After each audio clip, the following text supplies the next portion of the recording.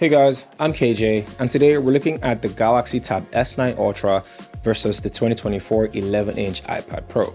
And one of the few things I love about a tablet is how portable it can get. Quite literally, you can carry it anywhere you want to go, from coffee shops to classes to flights when laptops are a burden.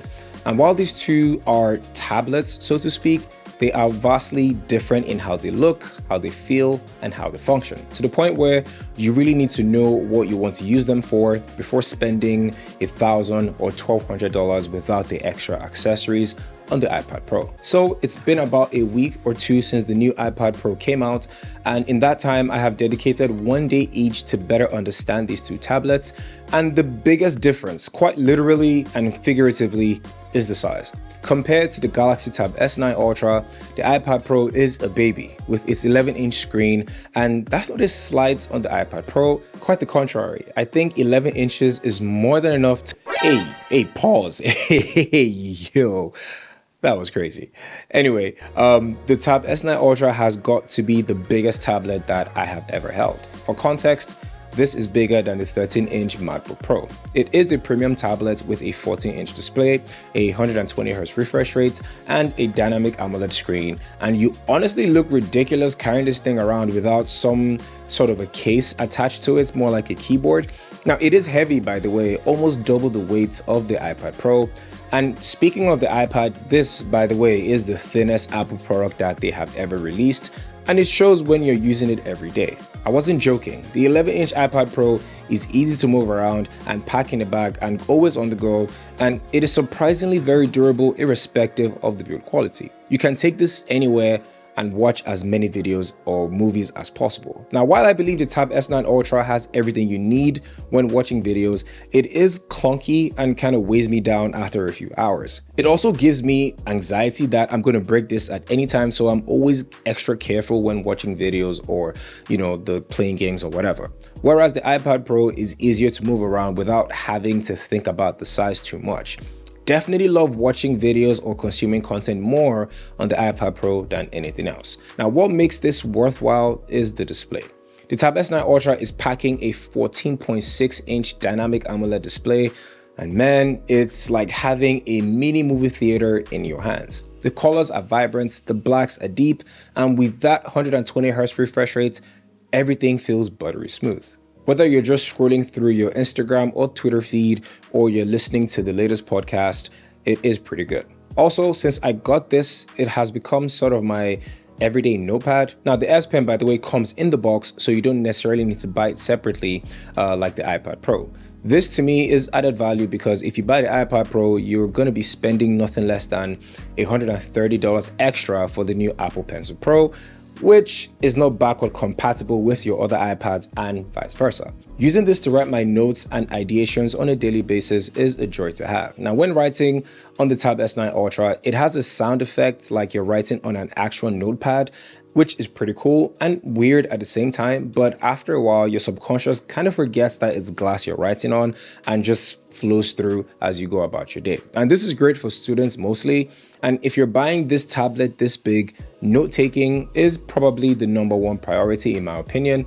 And this experience is also similar to the iPad Pro. It has the liquid retina display and it's pretty good. Colors are vibrant, blacks are also deep, and Apple went further to add a better display with the nano texture display, but that is only available if you get about the 1TB or 2TB version.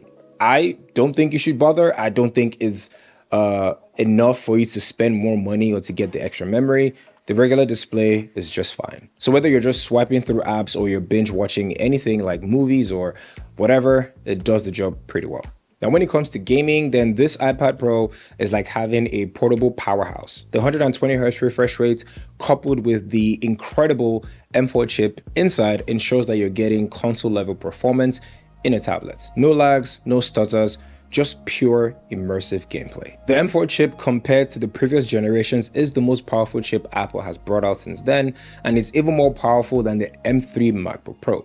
And I know there is a temptation to buy this with the idea that this is the be-all and end-all product, and while it is powerful, this is where the limitations of iPad OS comes in.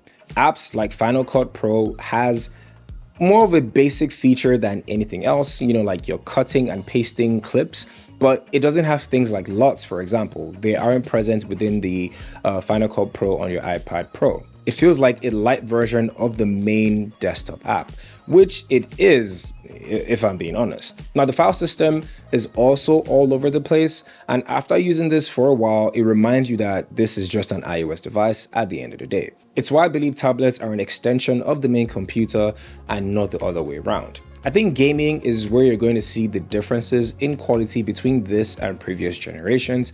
Gaming on the go has never been easier with console level graphics and zero lag, plus the integration with the Apple ecosystem means you're just going to work flawlessly with your iPhone, your iPad, and your MacBook or your Mac Studio. Now, if you're looking for a powerhouse tablet that can handle literally anything you throw at it, then I believe the 2024 iPad Pro with the M4 chip is the one to beat. And that's not saying the Tab S9 Ultra is not close or it's a bad chip. The Tab S9 Ultra is really what you expect it to be, which is super fast and efficient. This tablet can take anything you throw at it with the Snapdragon 8 Gen 2 chip, and in my opinion, it is probably the most powerful chip that Samsung has had, thanks to it being tailored to Samsung devices. Multitasking feels great as I can have 2, 3, 4 apps on the screen simultaneously. I can also have 2 or 3 games in the background and resume whenever I want to, thanks to the 12 gigs and 16 gigs of RAM. Now, if you want to get more of a laptop look and feel, then you can enable Samsung DeX and plug it into an external monitor via your HDMI cable or wirelessly to your TV. I think both of these devices are top of their class in their own right. The M4 chip is better in terms of specific tasks, but overall, I do not think you can go wrong with any of them, because at the end of the day, what matters most is the battery life, and let's just say the Tab S9 Ultra is the clear winner with its 11,200 mAh of battery to the iPad Pro's 8,160. Now, while most people can use this for hours without it dying, on my trip on a personal level, the iPad Pro's battery died on me once after hours of watching movies while waiting for my flight. Now, the Tab S9 Ultra will give you more bang for your buck in the battery department if you're someone with a high screen on time. Okay, let's quickly talk about the cameras, and for one, I don't think anyone is actually going to use the cameras on the tablets unless you want to go around taking pictures like you're 50 years old. But I digress. Anyway, Apple finally centered them in the right direction, and I've mostly just used this for video calling more than anything else. It's not really intended for primary picture taking, but if the need arises, it is there for you. Okay, so which is the best tablet for you in 2024?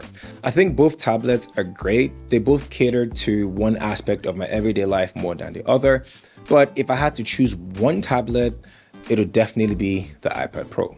More than anything else, the size mattered to me a lot. The 11-inch iPad Pro allowed me to have a better productive lifestyle, and it was just more portable. Add the M4 chip and we have one of the most powerful devices in the industry. But this is just one man's opinion, and I'd like to hear yours. Do you agree with my thoughts? Let me know down below.